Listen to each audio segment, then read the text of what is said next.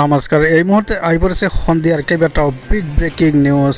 আজি হৈছে বুধবাৰ। অসমৰ লগতে ভাৰতৰ বিভিন্ন প্ৰান্তৰ পৰা বাতৰিসমূহ যুগুত কৰা হৈছে। ভিডিঅ'টো ভাল পালে ভিডিঅ'টোত এটা লাইক কৰি ছাবস্ক্ৰাইব কৰিবলৈ নেপাহৰিব। হয়, টুইটাৰক বিভিন্ন ধৰণৰ ভাবুকি দি আহিছিল মোদী চৰকাৰে। মোদী চৰকাৰে ভাৰতত টুইটাৰ বন্ধ কৰাৰ বহু হুংকাৰ দিছিল বুলি জনা গৈছে। টুইটাৰ কৰ্মচাৰীক জেললৈ প্ৰেৰণ কৰাৰো এক প্ৰকাৰ ভাবুকি দিছিল মোদী চৰকাৰে। হয়, আপোনালোকে ঠিকেই শুনি আছে। মোদীয়ে আকৌ কৈছিল আপোনালোকে এইবিলাক বন্ধ কৰক, আমি ভাৰতত টুইটাৰ বন্ধ কৰি দিম, আপোনালোকৰ কাৰ্যালয় বন্ধ কৰি দিম বুলি উল্লেখ কৰিছে। আপোনালোকৰ কৰ্মচাৰীৰ বিৰুদ্ধে অভিযান চলাম বুলি উল্লেখ কৰিছে। সমগ্ৰ বিশ্বতে উন্মুক্ত হ'ল মোদী আমোলৰ ভাৰতৰ গণতন্ত্ৰৰ স্বৰূপ। মোদী চৰকাৰৰ অন্য এক ফেচিষ্ট অগণতান্ত্ৰিক কাৰ্য পোহৰলৈ আহিছে বুলি জনা গৈছে। টুইটাৰক বিভিন্ন ধৰণৰ ভাবুকি দি আহিছিল মোদী চৰকাৰে, এই কথা উল্লেখ কৰিছে। মোদী চৰকাৰে ভাৰতত টুইটাৰ বন্ধ কৰাৰ বহু হুংকাৰ দিছিল কৰ্তৃপক্ষক। টুইটাৰ কৰ্মচাৰীক জেললৈ প্ৰেৰণ কৰাৰো বহু ভাবুকি দিছিল। ভাৰতস্থিত টুইটাৰৰ কাৰ্যালয় বন্ধ কৰাৰো হুমকি দিছিল। তথাপিও ভাৰতীয় নাগৰিকৰ বাক স্বাধীনতাৰ সপক্ষত থাকিল টুইটাৰ।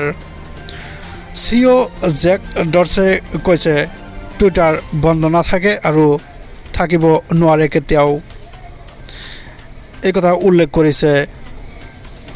ইফালে একে ৰচিদ আলমে কৈছে যে সমগ্ৰ ঘটনাৰ এক ন্যায়িক তদন্তৰ দাবী আছে। জোনালী নাথ হত্যাকাণ্ডৰ নতুন মূৰ লৈছে। CIDৰ IGP দেৱৰাজ উপাধ্যায়ৰ বিৰুদ্ধে এজাহাৰ জোনালী নাথৰ স্বামীৰ।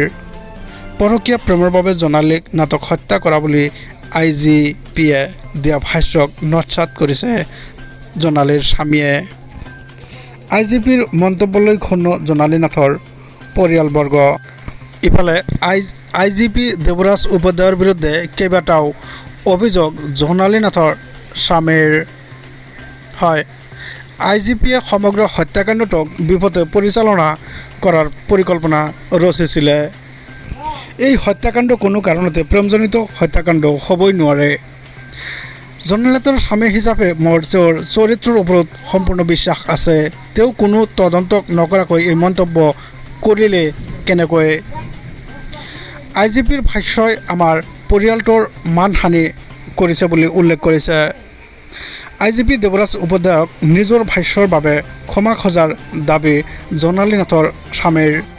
ইফালে মাটিয়া থানাত এজাহাৰ দাখিল কৰিছে স্বামী চন্দ্ৰ কুমাৰ নাথে।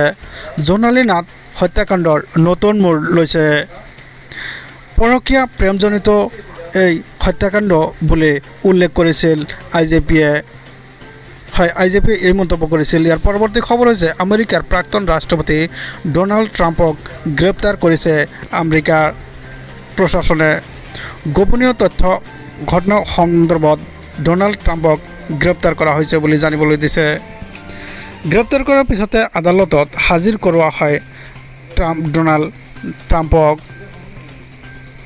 ডেপুটি US মাৰ্শ্বেলে গ্ৰেপ্তাৰ কৰে ডোনাল্ড ট্ৰাম্পক। আদালতত আত্মসমৰ্পণৰ পিছতে গ্ৰেপ্তাৰ কৰা হয় ট্ৰাম্পক। আমেৰিকাৰ প্ৰাক্তন ৰাষ্ট্ৰপতি ডোনাল্ড ট্ৰাম্পক গ্ৰেপ্তাৰ। Big breaking news. হয়, ডোনাল্ড ট্ৰাম্পক ইতিমধ্যে গ্ৰেপ্তাৰ কৰিছে আমেৰিকা প্ৰশাসনে। ইয়াৰ পৰৱৰ্তী খবৰ হৈছে অসমত হুৰাহুৰে বাঢ়িছে পানী।